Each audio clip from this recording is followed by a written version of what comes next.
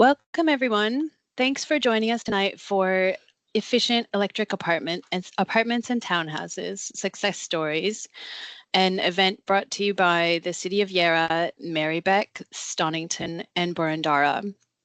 This webinar is part of Sustainable House Day, which is presented by Renew, and we have all joined with Renew to become council partners of Sustainable House Day and to bring you this webinar tonight. There's also lots of other really interesting things happening for Sustainable House Day all throughout the month. So we hope you've enjoyed some open homes that have started earlier this month and some of the other webinars and community events that are part of Sustainable House Day. I'm Mel Miller-Yule from the City of Yarra, and I'm joining you tonight from the lands of the Wurundjeri people. So I firstly want to begin by acknowledging the Wurundjeri people as the traditional owners and true sovereigns of this land, and also to pay my respects to Aboriginal elders, past, present, and future, and also from the lands that you might be joining on tonight. Donna, could we go to the next slide, please? Thanks. So we're here tonight to talk about efficient electric apartments and townhouses and share some success stories from residents of Yarra, Marybeck, Stonington, Boroondara, to share with you the stories of residents who have successfully transformed their townhouses and apartments to go all electric or start their journey to become all electric, to improve the energy efficiency and improve the sustainability of their homes. So we've got 3 residents here tonight to share their stories with you, and we're really excited to hear their stories tonight. And before I pass over to them, can we go to the next slide, please? Thank you. Just a little bit of housekeeping. We're on a Teams webinar tonight. Your microphones are on mute and your cameras are turned off. The session is being recorded and you'll receive a link to the recording after the session, which you can share with others if you have other friends and family who might be interested. If you have questions, please post them in the Q&A section at any time, and we'll read them out. We'll have a Q&A session after the 3 speakers. So please feel free to keep the questions coming throughout the presentations, and we'll read them out to be answered during the Q&A. Please do not use AI recorders during this session. If you need to use if you need to use a transcript provider for accessibility reasons, there is one within Teams. And so if you click on the 3 dots for more, you can find that functionality within Teams. And with that, I'd like to introduce our first speaker. Tonight, our first speaker is Esther, and she is going to tell us about her journey to install solar on her apartment building.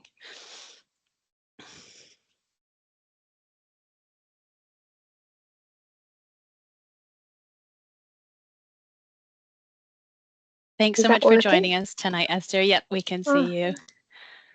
No problem. I'm just sharing my screen. Is that through to you? Perfect. Yep, perfect. I'll try and keep this brief, and so I've included probably more information on the slides than I'll get through. But to start with, I live in a 1961 brick building. It has 12 apartments. We all have equal lots, and I think that that's probably important to understand when things are voting and moving through how, like, the implications. It's quite a straightforward ask. Everybody has the same amount of right to vote. We have an electrification transition plan at the building, which started in 2022. And I'll just work through the steps that we've taken. The ideal goal is to be moving the entire building off gas and be fully electric, but there's things that have been needed to have been done so that we would have adequate supply, and also because there's some things that are owners corporation in comparison to individual lots responsibilities. Wait a minute. Nope. Here we go. Sorry about that. the OC electrical infrastructure was upgraded in 2022, and that included the replacement of all of our fluorescent security lights, which was an $850 task. There's only 5 of them, but we then replaced them with LEDs that had a cost other than just the works to upgrade. And then we also went through the process of just getting an audit to find out whether or not, if we were to be fully electric, did we have adequate supply and the infrastructure available. And the thing that we found was that our main supply was insufficient, and also the individual lots had not necessarily updated their distribution board. So that was done and an audit was conducted. And then so each lot had to pay a $660 fee. And then the total cost to the owners corporation was $17,270. And that meant that we were sort of ready to allow individual lots to take up to start moving over their gas infrastructure. Most apartments have gas cooktops and ovens, and some also have hot water and heating. And I think one of the things that we, as part of this, was that then when the Solar Victoria grants became available, it meant that we were confident that our electricity kind of infrastructure was ready to uptake solar. So at the end of last year, we put forward a ballot, the committee put forward a ballot to the rest of the owners asking to install a shared system. So the shared system would be installed on the owners corporation or shared roof. It would be treated as a shared asset. And so the way that we ran the ballot was to say it's either a yes or a no. And should it be a yes, then all lots would get access to the solar itself. And one of the things that made it so incredibly possible was that we had the government funding, which was $2,800 per lot. And then essentially it was about $1,000 per lot once that rebate was added. We then also worked with Mary Beck to make sure that if there were any, I guess they ran a test pilot because they are doing that within their standalone homes, asked if there was a capacity to run out-of-pocket costs to be covered as well. So I think there were 3 apartment blocks that then qualified as low-income homes, and that was either with the landlord or the tenant, which meant that their out-of-pocket expense to accessing the solar was covered by Mary Beck, which meant that they had no cost to having the shared solar system installed. And then I've just done a quick diagram of how it works. But one of the things that I think we were most excited and tried to push through is, rather than installing or having a few lots ask for individual solar to be installed on the shared roof, what we were trying to do was have a whole system that was available to everyone. And we discussed and kind of all agreed that one of the reasons that we wanted to do this was to ensure that should someone sell their apartment in the near future, that then the new person moving in wasn't, there was no disadvantage, and that there was a kind of, it was treated more like an infrastructure upgrade, that like a gate or the common pipes, that it was just, this is something that we agree that is coming for the future, and it should be for everyone rather than those with landlords that want to do it. And the ballots, we sent out like quite a lot of information in advance of asking the question, and we got 9 yeses and then 3 no replies. So it was a pretty successful question, which is weird. We're not sure that that would necessarily be the case. We're in the process of learning how to use our system. It was installed in January, but one of the things that we didn't know about that we're now still working through is that in order to get the data, there needs to be a internet connection, and because we're not a owners corporation that has an individual internet, it's sort of been this like process of working out how we could tether it to an individual apartments, which I'm currently trying to do within my own home, rather than pay an additional $70 a month for an account that just runs the internet, but sorry, runs the solar, but at the same time, it's not precluding the solar system from actually working. We aren't at this moment able to calculate whether these kind of, when we were putting forward our proposal, whether they're accurate or not at this stage. And then this is a picture of the solar installed, and as you can see, we haven't filled up the whole roof, and it's not an enormous system. One of the things with the SolShare unit enabled us to have a smaller system, and should we ever think about or need more or want batteries, there is obviously now quite a lot of space for us to consider doing that. And then the other thing that I thought I might share is that following this, we've now started to run through an auditing process of every single appliance in individual apartments, and then where we could be electrifying or kind of like working towards collectively upgrading units. And then again, also preparing for the installation of AC units, and then starting to also think through hot water external units and the kind of what that size of the plants actually, like where that infrastructure will go, how big it is, what the noise implications of that, and are there opportunities for shared infrastructure rather than individual, as we've historically done. And we're trying to learn that at the moment in terms of our hot water as well. I think that's all from me, and I'll, if there's any questions, maybe at the end. Thanks very much, Esther. That's really interesting, and it's great to see that you've been successful in getting it to getting your owners corporation to partner together to do that, and to see some of those numbers and see how well it's working out for your building. So I'm sure we will have some questions for you at the end. If anyone has any questions, please put them in the Q&A, and we'll read them all out at the end when we have the Q&A time. And with that, I would like to hand over to Steve, who is our next presenter. And Steve is going to share his story of electrifying and improving energy efficiency in his townhouse, which was also open recently on the Sustainable House Day Open Homes Day. Thanks, Steve. Thank you, Mel. Let me just start my presentation. So I've my story is we bought a townhouse a couple of years ago, and over the last few years we've gone on a process of electrification. I guess a townhouse is a bit different to an apartment. It's a lot different to an apartment. It's sort of in the between converting a house and doing what Esther was talking about before, where you've got shared owners. We are part of a small strata, but in essence, it doesn't have any effect on us.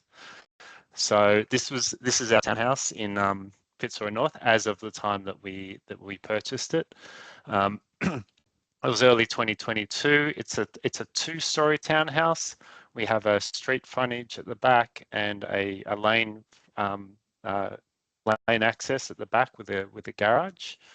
And the living areas are actually upstairs, and the sort of sleeping areas are downstairs. So when we purchased the house, this was the real estate agent things. We moved in January 2022, and it was a hot summer. And the first thing we noticed was it was getting quite hot upstairs, and this was the trigger for us to actually go and start our journey, to start working out how can we make this place that we just bought more comfortable. So what we actually did was we engaged an architect. We used there's a Facebook group that it's quite popular. It's called My Efficient Electric Home. We wanted them there. We actually found an architect who would come over and give us a sort of a 2-hour consultation, specializing in energy efficient. And this diagram is pretty much what she came up to. She had a printed thing, and then we just sort of brainstormed what were our big issues, mainly the heat upstairs, but then some other things that we could do to address that. I'm not going to go through it all in here, but probably the nub of it was that the upstairs needed better insulation, like a lot of places in Melbourne. Even this house, which was only built 20 years ago, it needed better insulation. The trick for us was we have upstairs, we have, I don't know if you won't be able to see it here, but upstairs we have vaulted ceiling, so we've actually got no ceiling space. So she came up with some ideas, which I'll go through in a second. What I wanted to mention though is from that point where she gave us some ideas, we could start to draw together a plan of all the works that we wanted to do for the townhouse. And this is literally a screenshot of that list. We had certain priorities, and that was first of all making it more energy efficient. So cutting out the heat was probably at the top there. One of the things that, and I don't know where I put it on the list, it's probably missing from up there, but you know, one of the first things we could do was draft proofing. So even in a townhouse, we had very old windows, we had doors. It was something that I could do myself. Purchase some stuff online, purchase some stuff from Bunnings, and seal up all the holes. And then I could move on to one of the things the architect said was like focus on external shading. And so we looked into and got quotes for awnings and curtains. I'll show you more of those in a minute. We then wanted to focus on the ceiling. So one of the key things was often people think that double glazing is the way to make a house more energy efficient. Well, it turns out that your roof is actually one of the areas where a lot of heat comes in and a lot of heat escapes as well. We had and I'll show you some slides later. I've got this around. We had a lot of downlights in our roof. And what that meant was, because it's an older house, they'd cut insulation out from around those downlights. And so we had Swiss cheese for insulation. And one of the great things about getting that architect involved was she gave us this idea of actually putting a second ceiling in. We ended up filling those holes where the downlights were and putting another layer up underneath. Again, I've got photos of all this later on. So the ceiling was a big piece of work. At the same time, we fixed the lighting. So obviously we got rid of those holes in the roof where the downlights were, and we put surface mounted lighting. We put we knew at some stage we'd come back to windows, so replacing the existing awning windows with some double glazing. But that's a big investment. So we decided in our plan to prioritize that. We could do that in a couple of years' time. So this was our plan. I know the councils have a very good brochure. I've seen it a lot around, where they help you. It helps you work out the order in which you want to do things and what suits you. So that's the kind of approach that we followed. As you can see here, I've got a lot of energy efficient savings, and then one of the big things we wanted to do was put solar on it as well.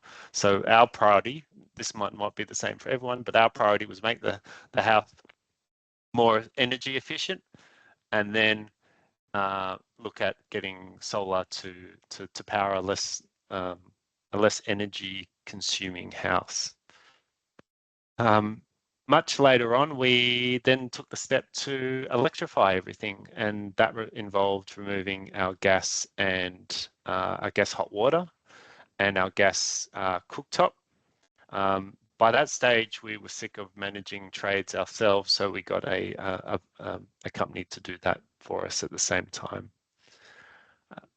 Probably the things to highlight for us that were the challenges, they're sort of self-evident, but obviously being a townhouse, our particular townhouse, we didn't have a roof cavity. And that idea from the architect to add that extra layer of insulation inside the house and create an extra ceiling was a really good one. We found that cabling, so cabling our solar, cabling our cooktop, cabling our hot water system has been a challenge because we've got an existing house and we don't have any external walls. We've got neighbours immediately on either side. It's when we got our hot water system put in, they actually had to go over the roof and come back down a light well in the middle, and I'll show you that in a minute. Similarly, we didn't have any external wall space for an inverter. That's the part of the solar system that converts DC to AC. And so because of that, we had to go with micro inverters on our solar panels, which have worked well. We didn't have external space, a lot of external space for a hot water system, like with a tank. And we've had to use our internal courtyard for that. And obviously there's limited roof space for solar panels, but actually we've probably put too many panels on, but that's all right. Just quickly, here's some internal shots just to give you an idea of the kind of things that we've done. One of the things here was to put curtains between our downstairs and our upstairs to try and keep the heat from our little electric heaters downstairs. So that was a DIY job. This is me inside the shower dome. So a shower dome is something you can put on your shower to basically make it a sauna. It means you don't have to be running the hot water the whole time to get the same sort of warmth.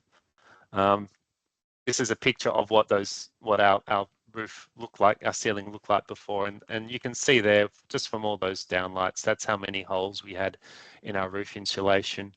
This was how we address that by putting that extra layer of insulation underneath, and that's the final result with our surface mounted lights. And we put ceiling fans in as well, so that means we don't have to use those aircon units so much.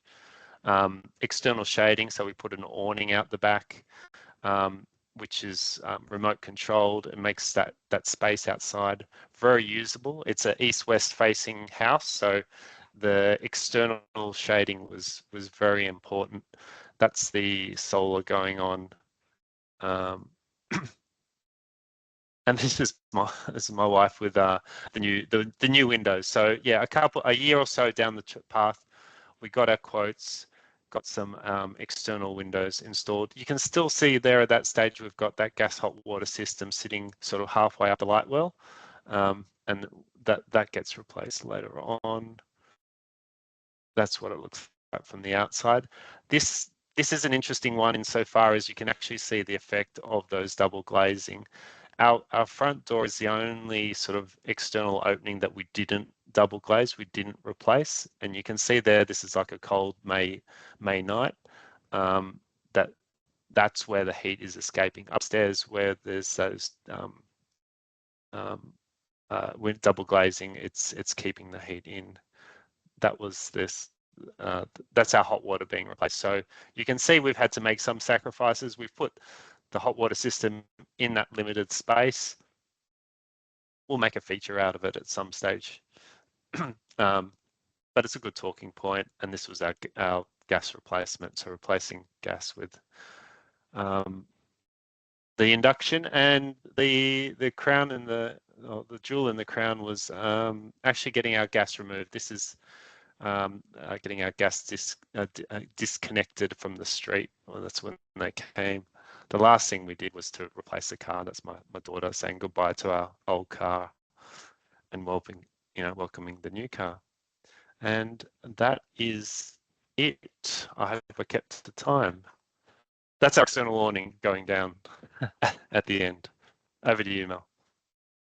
Thanks so much, Steve. I love this last shot of the awning, just bringing the presentation to a close. Thanks. It's really interesting to hear your story and how you address some of those challenges, which are common to so many townhouses and also apartments.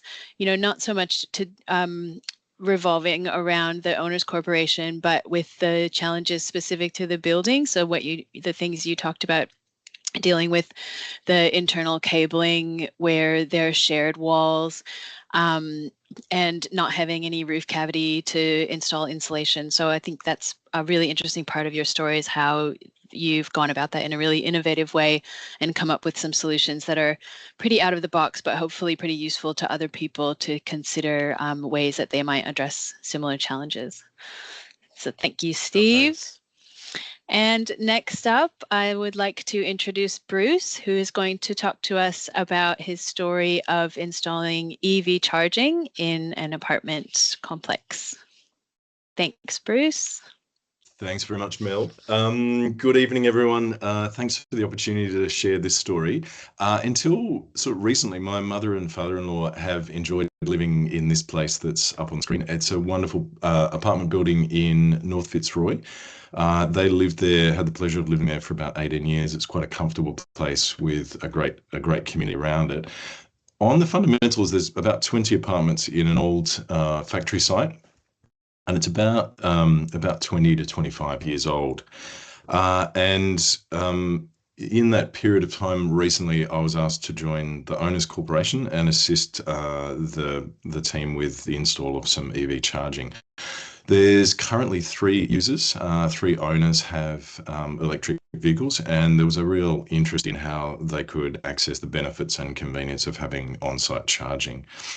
So the challenge for the project was to balance between the users and non-users' needs and costs, manage the technical constraints, and ultimately establish a plan that we could meet the near-term needs of those 3 occupants, but also sort of think about the future proofing as we move year on year and increase EV users, then have that capacity to be able to serve a larger number of vehicles over the period of time. And so with the Owners Corporation, there was really sort of, it comes down to 2 key aspects that we work through. Firstly, getting the technology right. There's lots and lots of options and configurations and constraints on site. So navigating through that was a key part. But then the other part was critically getting the funding model right, to be able to pay for it, to recover the cost, and make sure that there was an equitable balance between the users' benefit and the non-users. And so what I wanted to do is just quickly step you through how we went about that. So that first part, in the technology, there's lots of detail here, but just really to say that one of the key issues is the faster the charge, which is obviously really desirable. Certainly the higher the cost, but importantly, it increases the complexity and constraints with existing retrofits. So this building, as I said, is about over 20 years old. And the concept of putting in fast chargers would be a compounding cost, potentially having to upgrade the grid connection with the network operator, City Power. What we balanced and resolved was to have what we call level 2 chargers. They're about 7 kilowatts. Basically, it tops up at 40 kilometers an hour.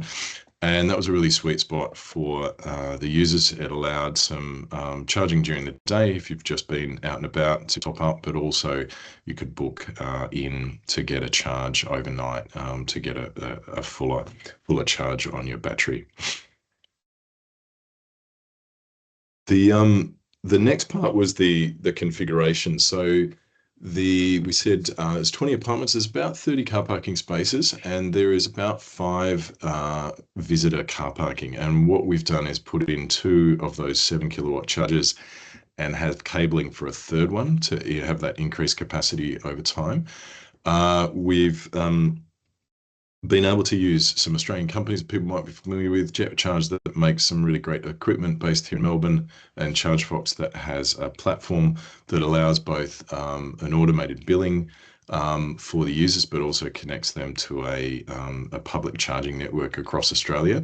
That combination worked out really well because they were quite competitive in price, but also the functionality, usability, it all worked and made sense for the body corporate because it allowed each of the customers to be able to pay and for that to reduce their sort of administrative overhead for the body corporate. The key part is how we paid for it. At the end of the day, in practical terms, it's about $10,000. That's $10,000, which is, for a whole series of, reduction in costs for owners corporations is actually a material cost. What was really important was the utilization of the long-term maintenance fund, and that was able to pay for the upfront capital cost, and there's a fixed monthly charge for the EV users that will pay down that over time. So we've got a trajectory, but as we increase the users, we'll start to make sure that that initial capital goes back into the common fund. And then the operation, partly sort of enabled through the technology, means that it's a common area electricity bill. There's a premium put on a unit that is being able to be computed through the ChargeFox software, and that allows a user pay system that covers the costs and a bit of overhead to pay for the technology maintenance. Makes it really, really simple for the body corporate to administer. So it's been in operation for 1 year. Here's a picture of a very happy user, but he's also the recently outgoing chair of the Owners Corporation, and he's joining this webinar tonight. Cleet Watson and also Jeff Coffey, who've been on the Owners Corporation for a long time, have been really instrumental in developing, sort of taking the leadership and developing that model to resolve the funding requirements in a way that suits the users as well as the wider residents and owners in the apartment. And also to sort of navigate grey areas. There's a series of issues that we came up, whether it was technology or utilization of visitor area parking spaces, navigating through the planning rules and areas of grey, basically, in some of those. And it takes that, I guess, that leadership, which has been really great and should be acknowledged as a really important part of getting these projects done. So as I said, it's been up in operation for over a year, 1 or 2 glitches, but largely it's been working 24/7 over the last year. The users are very happy, the non-users are very happy, and the great thing is it's also now inspired the Owners Corporation and residents to start thinking about what next. And it's, as I said before, a 20-year-old building. It has great opportunities to do electrification, solar, and batteries. Thanks, Mel. Bruce. Oh, sorry, I'm still on mute. Thank you, Bruce. It was really interesting to hear that story and to hear some of the detail behind how it all came about. Again, another innovative solution to this issue. And one of the things I think is really interesting about this story is how you've solved that problem of the users and non-users and making that equitable for both users and non-users of the EV charging, while also thinking about future-proofing so that as more people switch over to EVs and become users of that system, it also caters to that future system. Thanks again for that. Cheers. Now, before we go into Q&A, we have one more story to share, and this is a case study that was shared with us by the Yarra Energy Foundation. So there isn't someone here from this case study to share the story tonight, but there is the information about the case study can be found on the Yarra Energy Foundation's website, and we can share a little bit about that with you. And the reason we wanted to share this one is it's another interesting story about people in an apartment building coming together to achieve those shared goals of bill savings, getting off gas and switching to electric, and reducing their emissions with a really strong outcome in terms of decreased emissions, as well as a payback period of under 2 years. So this is a story of a Brunswick apartment building that has 18 units and had an aging shared gas hot water system.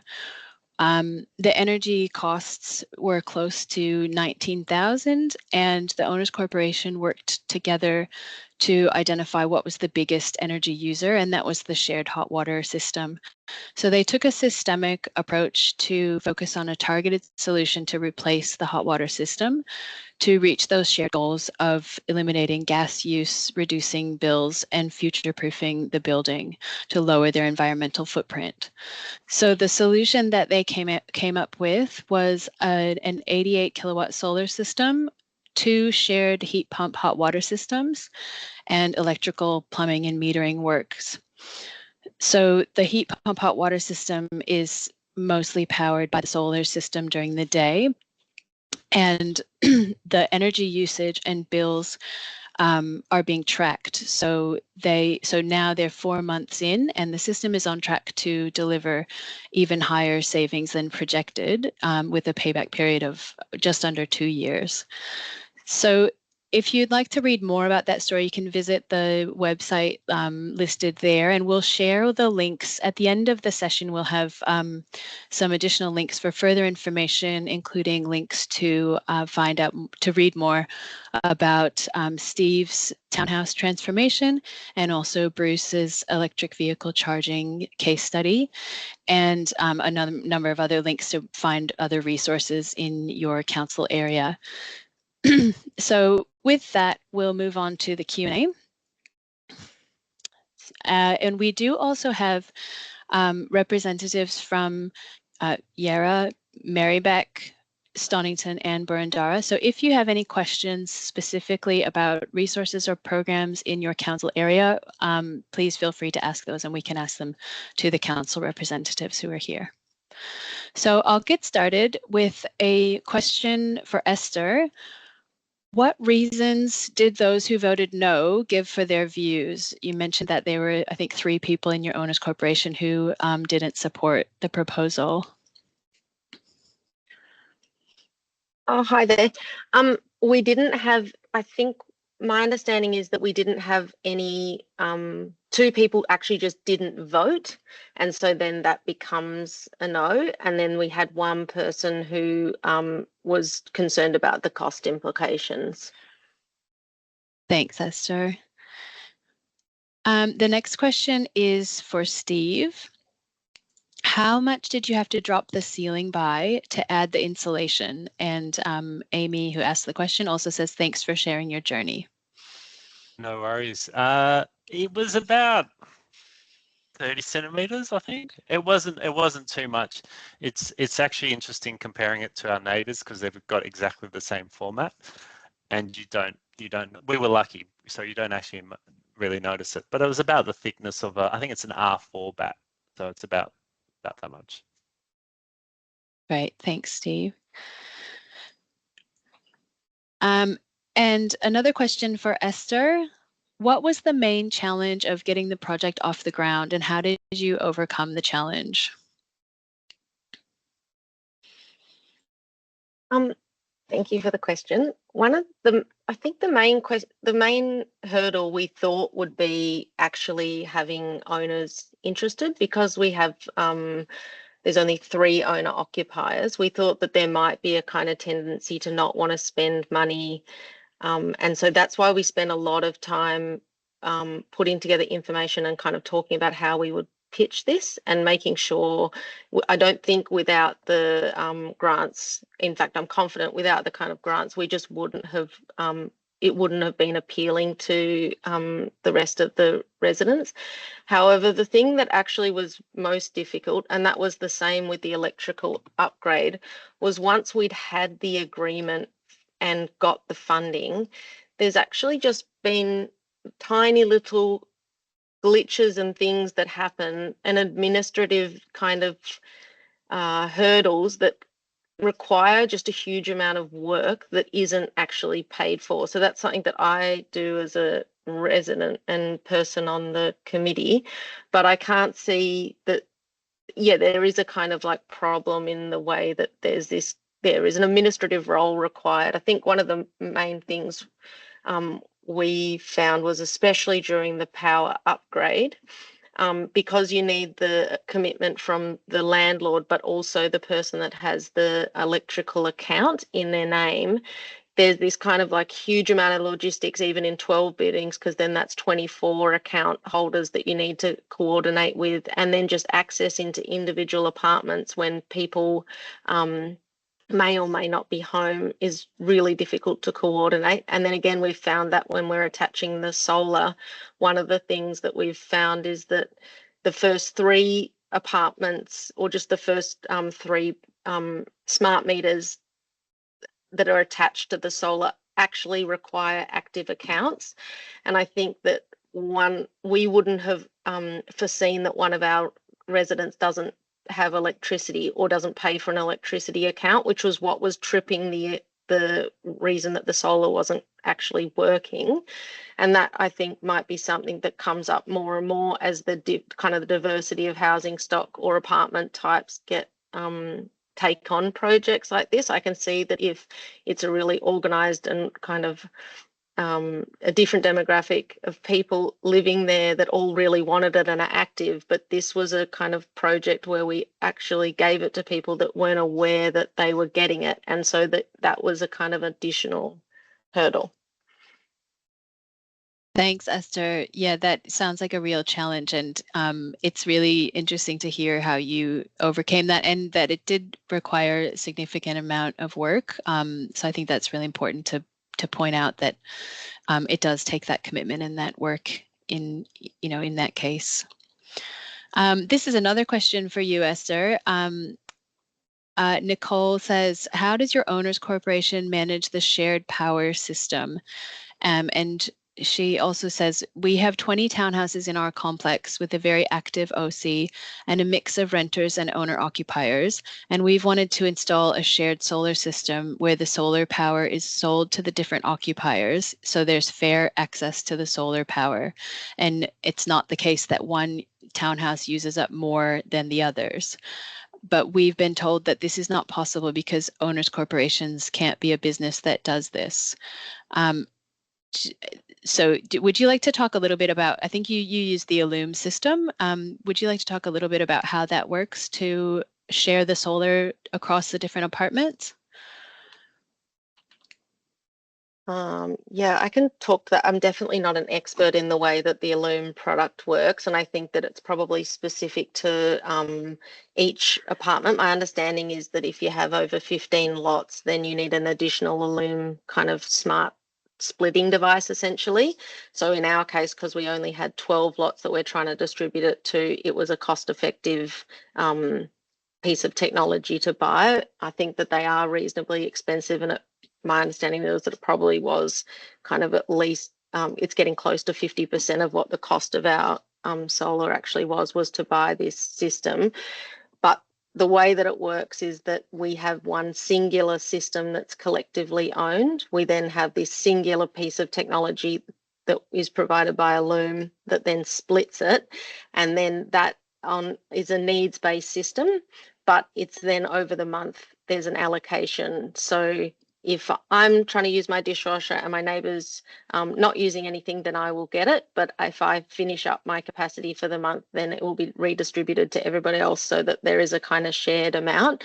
And in that sense, there's no role for the owners corporation to, there's no role in kind of a budgeting sense for the owners corporation to take in this project.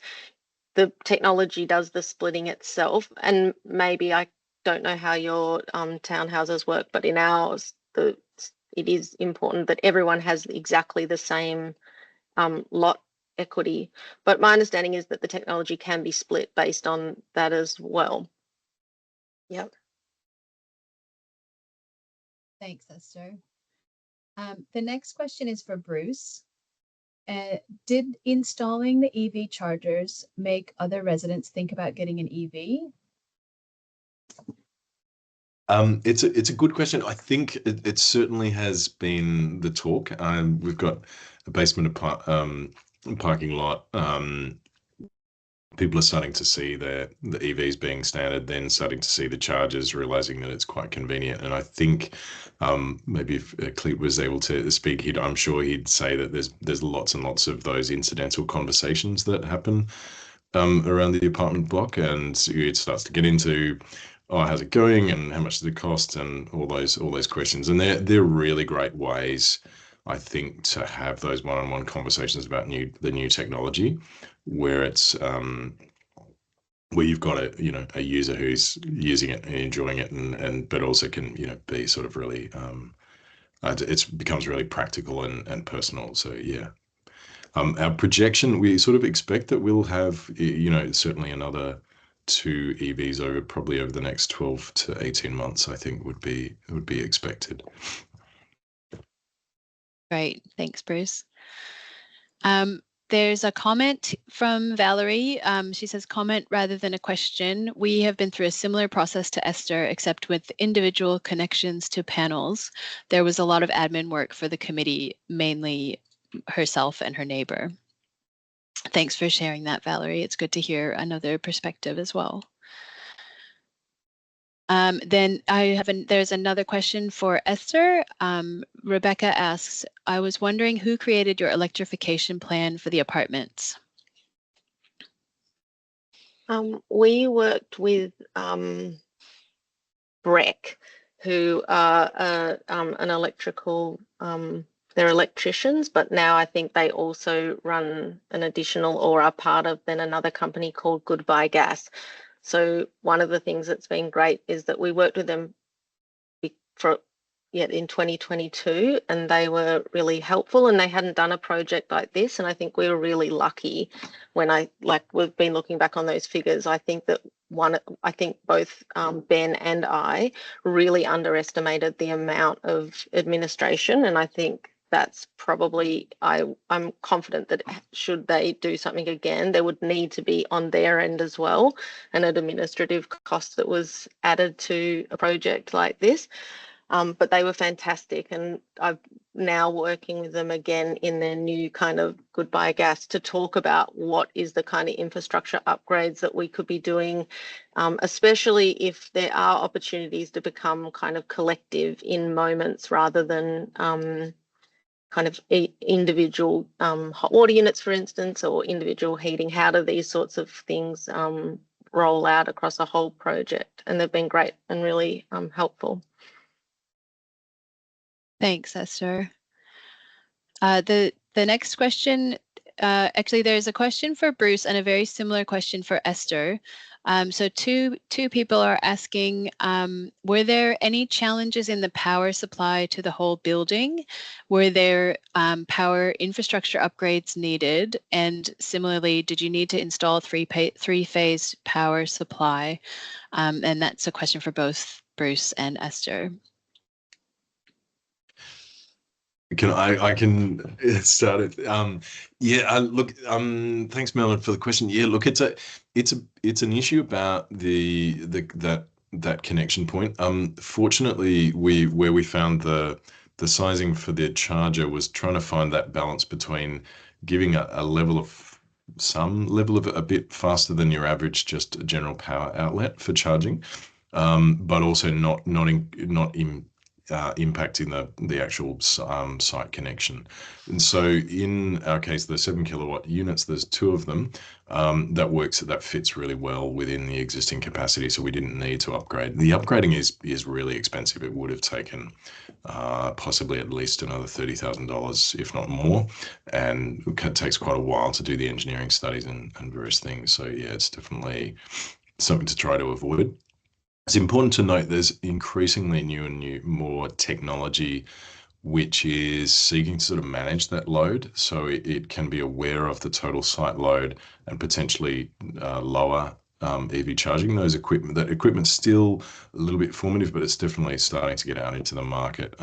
It's a little bit more complex to install and to get everyone to agree, but those sort of technologies are starting to move, which will allow, combined with some battery storage, will allow us to sort of increase the charging capability on those existing apartments. Thanks, Bruce. Esther, did you have anything to share from your experience?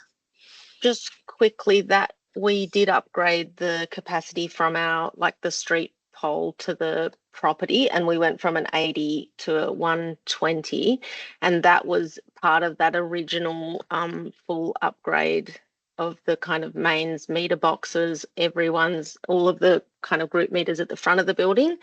And that was where it is a kind of like large expense. And I think that we were just incredibly lucky to have already started that process in advance of then, because things were tripping in apartments. So one of the things that we in a building at 1960s find is that there's infrastructure that's actually becoming outdated. So if it's like started to being, if we look at it early enough, then we can, then when we like, then something like this Solar Victoria thing comes along, we've actually already ready, maybe more like these later apartment buildings that already have that kind of ready to go. But yeah, that was a really difficult, that was the kind of like main admin hurdle. But we also put in, that's a 3-phase installation as well. Thanks, Esther. And I think that's a really good tip that you just gave there, that if you, I mean, I think sounds like it was fortuitous for your apartment building, but if people are interested in doing these kinds of things, it sounds like if you are ready to take that first step and start investigating, it pays to do the research and be ready in case, and then if anything comes up to help you along that journey, you are ready to take advantage of it when it happens. The next question is for Steve. What was your favorite upgrade to do in your electrification journey? My favorite, it's like choosing between children. I like the solar. I'm a bit of a nerd, and I like all the apps and stuff like that. So I like I'm playing with that. The most rewarding was getting the gas cooktop and the hot water system replaced at the end, because that's done. That was the last thing to go, and having the workers come dig up your street and get rid of that gas is kind of like just a nice sort of tick in the box. So. Great, thanks, Steve. And can I ask a follow-up question? Were there anywhere you noticed an immediate difference or a really profound difference when you installed them? I think probably the windows. Certainly the insulation at the top made it cooler, but finishing the job with the windows was really good. And one of there's a few side benefits we weren't anticipating on the way. So obviously with the windows, it cut out the sound. We have a really quiet house now. The trams nearby, you can't hear them. So that was an unexpected side benefit. And another unexpected side benefit of installing the hot water downstairs in that courtyard was, on a hot day, I can open the courtyard door and I can use it as an aircon unit downstairs. So, yeah. Yeah, fantastic. Thank you. The next question is, for any infrastructure or installation of solar panels, does this need the approval of the landlord? So I think we can say that yes, any infrastructure or installation of solar panels does need the approval of the landlord. And I wonder if I can open that up to perhaps Esther or Bruce, if there anything that you'd like to share about landlords or tenants in the buildings that you've worked with in your own corporation, and anything that might be useful to share around decision making in owners corporations, including tenants and landlords. Maybe Bruce, if you've got yeah, I'm happy to. Okay. Here you go. Okay. Thanks, Mel. And look, it's I'm on the basics. That you need a culmination, potentially, depending on what the technology is both the owner of the property, where there's a change being made to the property. Ultimately, the owner needs to consent. And there's certainly, I think, the programs through Solar Victoria have enabled renters where they can get support from their landlord to install, and the landlord can benefit from the rebate, and then the renter can actually access the benefit of the system. When we get into common area body corporates, then it's a extra combination, because we've got both. We need the agreement of everybody to move together on some decisions which involve use and expenditure, but also ultimately we've got decisions about common area use. And I think for solar, that's a key one, about using the common area roof space. And that gets tricky when you get into, okay, we're just going to have a couple of people use the roof, who are the sort of active, keen people to use that. And these do create dilemmas for us for working out what happens in a couple of years' time if other owners move in or new tenants move in and they want to use that. And then we get this conundrum about first in, best dressed. And I think that's why there's a whole number of reasons why working together under this sort of collective model within a body corporate is tricky, right? And this is why it's a great area to have these examples to show that you can navigate through them, but they are complex. You're dealing with the combination of people working together, which isn't always so straightforward, but within a series of complex sort of rules and regulations around tenancy and ownership, as well as the way that we can and can't distribute electricity under the sort of regulations that we have. Thanks, Bruce. Esther, did you want to add anything to that? I guess I can speak from the experience of our building, which is because we ran it as an item that will be then collectively shared rather than first in, best dressed. It really was a decision up to the people that are on the owners corporation, and that unfortunately at the moment is people that own in New South Wales. That is, their tenants have a position on bigger owners corporations, so it is possible that that's changing. I could also see that within our building, because many of the tenants have been there for such a very long time, should one of them have gone to their landlord and kind of triggered this discussion, we probably would have been able to listen to it. So I think that if you have like attending it and you're interested and you're in strata, maybe there's owners corporations that just actually need to see how it's done and that it is kind of possible. And so it can be potentially coming or instigated from a tenant, but unfortunately currently the voting is people on the owners corporation. Thanks, Esther. And I'll just ask one final question, which is for all of you tonight. Do you have any advice that you would share with someone who's just starting out on this journey?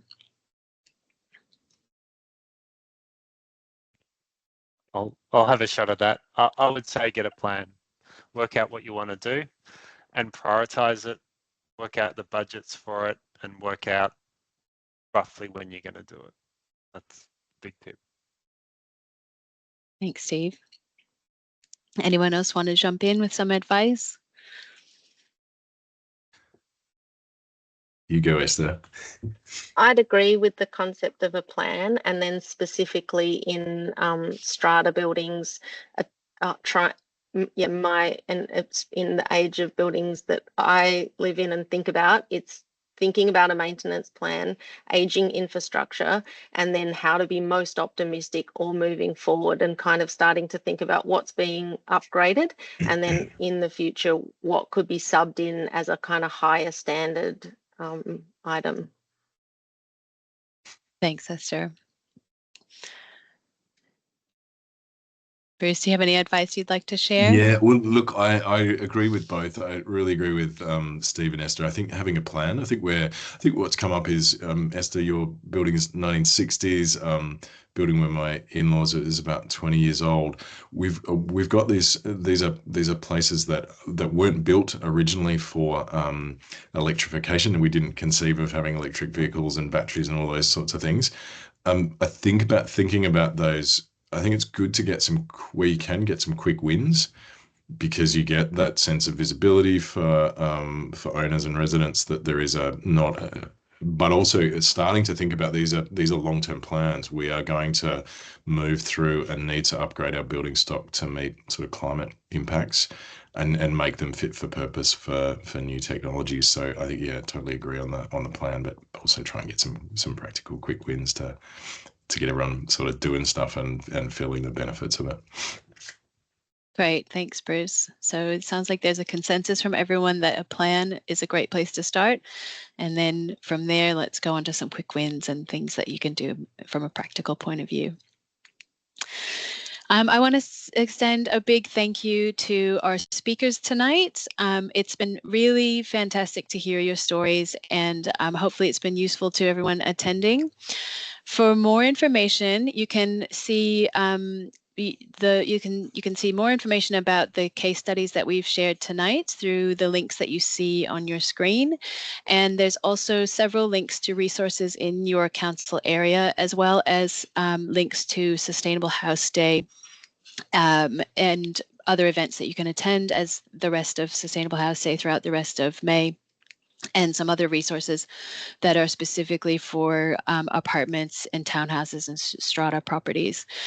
You'll also receive this in an email because we know it's a little bit difficult to capture all of this on screen. And we'd love if you would fill out the survey that will also come along with that email to let us know what you thought of tonight's event. So thank you everyone for coming along tonight. We hope you have a lovely evening and a great rest of the Sustainable House Day month. See you next time. Well done, Mel.